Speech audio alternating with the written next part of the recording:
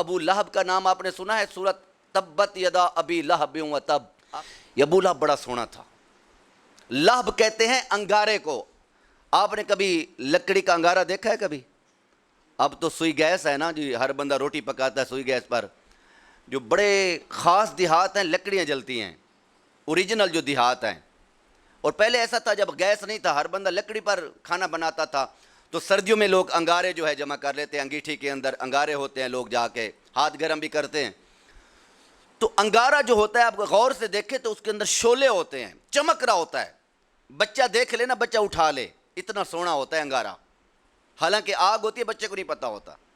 ابو لہب کا جو چہرہ تھا انگارے کی مانند چمکتا تھا.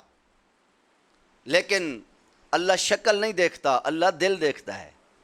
اللہ صورتیں نہیں دیکھتا کہ رنگ چٹا ہے گورا ہے، اللہ دل دیکھتا ہے. وَلَٰكِن يَنظُرُ إِلَىٰ قُلُوبِكُمْ لَا يَنظُرُ إِلَىٰ صُوَرِكُمْ. فرمایا اللہ صورتوں کو نہیں دیکھتا، وَلَٰكِن يَنظُرُ إِلَىٰ قُلُوبِكُمْ، اللہ تمہارے دل دیکھتا ہے. تو یہ بدبخت تھا، بے ادب ہوا، گستاخ ہوا، یہ مر گیا. جب مرا نا، اس کی لاش کئی دن تک پڑی رہی، دفنانے والا کوئی نہیں تھا، بدبو مچ گئی تھی. تکبر بڑا تھا، بڑا ہی تکبر تھا، بڑا ہی تکبر تھا. لیکن دفنانے لوگوں نے کہا مل کے، اس کے بچوں کو کہا او خبیثو اس کو دفن تو کرو، پورے علاقے میں بدبو پھیل چکی ہے. سب کو تم نے، اتنا تو کتے کی بدبو نہیں ہوتی جتنا تمہارے باپ کی ہے، دفن کرو اس کو، لاش باہر پڑی ہے. گستاخ کا یہی انجام ہوتا ہے. نبی کا گستاخ ہو تو لاش کتے بھی نہیں کھاتے، گل سڑ جاتا ہے، تباہ، زمین بھی قبول نہیں کرتی.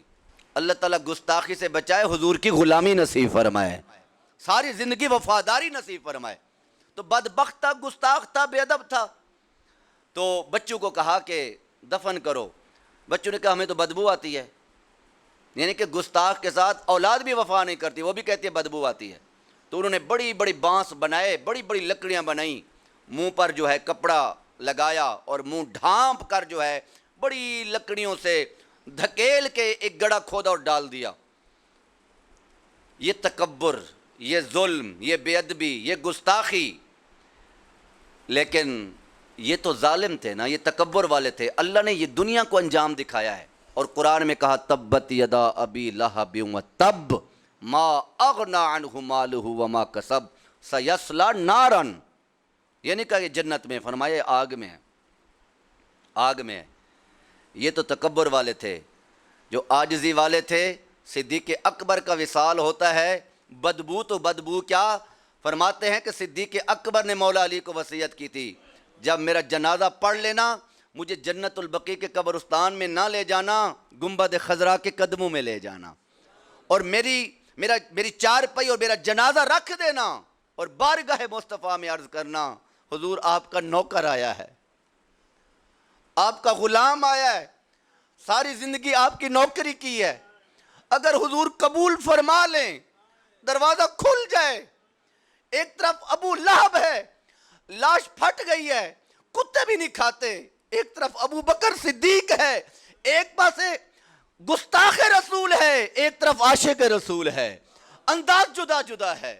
عاشق رسول کا جنازہ جاتا ہے تو صحابہ نے ادب کے ساتھ عرض کی حضور آپ کا نوکر آیا ہے، سب سے پہلے کلمہ پڑھنے والا آیا ہے، ابو بکر صدیق آئے ہیں، اگر اجازت ہو تو آپ کے قدموں میں دفن کر دیں. غیروں نے لکھا ہے، غیروں نے لکھا ہے، اپنے مسلک کی بات نہیں کر رہا، غیروں نے لکھا ہے. بس یہ عرض کرنے کی دیر تھی، گنبد خضرا کا دروازہ ہی کھل گیا. ادخلوا الحبیب الی الحبیب، حبیب کو حبیب کے ساتھ ملا دو، حبیب کو حبیب کے ساتھ ملا دو. حضور کی غلامی میں ہے، عاجزی اختیار، اللہ کو یہی پسند ہے.